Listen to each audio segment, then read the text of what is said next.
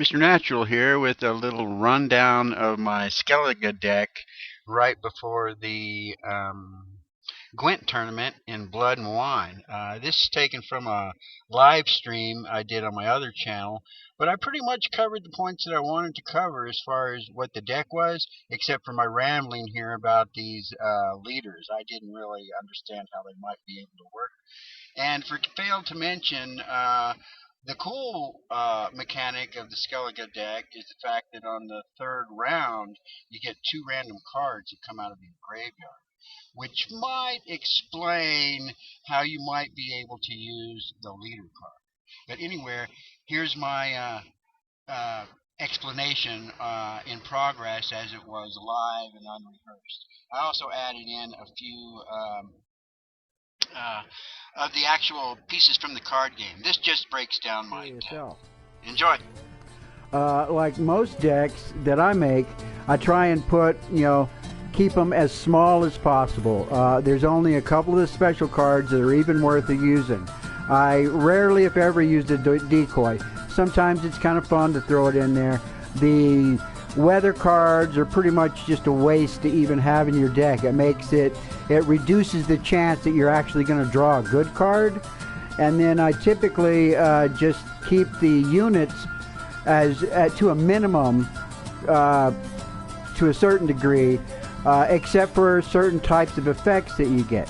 So for example, this type of an effect with the little symbol of these guys on there, it will basically bring all the decks out of your deck and in your hand, even if you haven't drawn them. So this one has the ability to bring cards onto play that you don't actually have in your hand. That type of card, and that's a very special one, unique to this deck in the sense that it brings out all the Shield Maidens in your deck, which is why I included Shield Maidens. So see, I have 3 different Shield Maidens. So whether these are in my hand or not, if I have that other card, it's very situational. That's the thing about this. Also, the Berserkers. These are a new mechanic, which is pretty awesome. If the Berserkers get a transformation, if there are 2 different types of cards that come out, this is one. And this is the only one that I have in my deck. So this becomes very situational too. So this transforms all the Berserkers in the same row.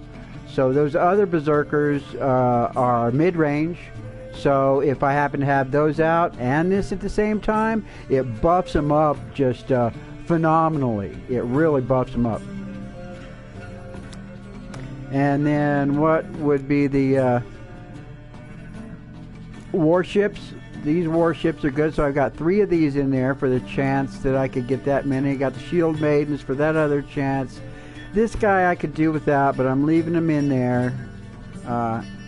And then with the hearts and the plus, that always brings something out of death. Here's my Berserkers, just in case.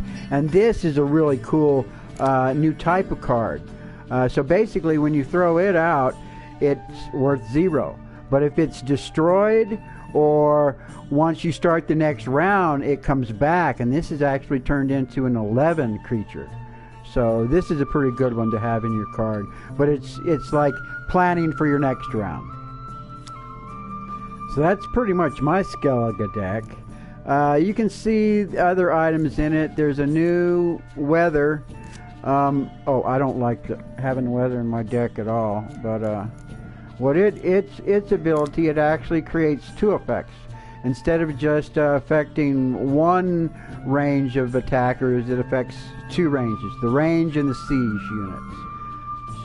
So let me get this one out of here. Here's the Meridrome. These are kind of like the bugles that you get, but it's specifically for Berserkers. But I only have like 4 Berserkers total, so I'm not really depending upon that. And then all the neutral cards that you get. These would work good in this deck, but I'm leaving them out to try and keep it as small as possible. Heroes are okay, but they're not that great. They're just immune to special effects from other cards. And then most of the rest of them are just common ones. You know, so I pretty much, you know, unless it has a special effect, I don't put it into my deck. So that just makes me feel like I have a much better chance to get good cards out.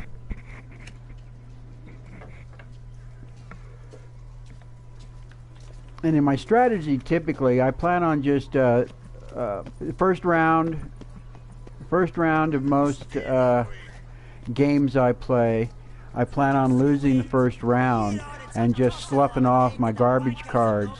What's this? Ooh.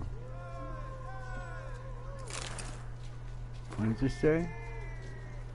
To the cock-sucking scrote sniffer organizing this fucking disgrace of a tournament. Monya, you cunt of a coward. It's bad enough you go running. So that's the extent of this video, and that was my my strategy for you, Gwent, and this particular tournament. If you want to see the whole stream, because I go on from here to actually play the tournament, you can go. I'll put a link down in the description. But if you enjoyed this, give me a like and subscribe, and I'll be here making more videos. Bye.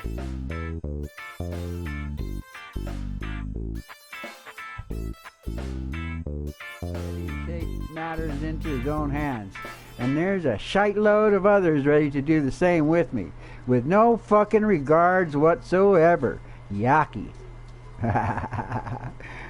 Oh, look, there he is, standing right there.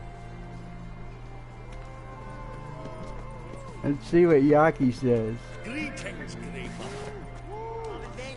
Oh, did he pull a weapon out? What's he doing?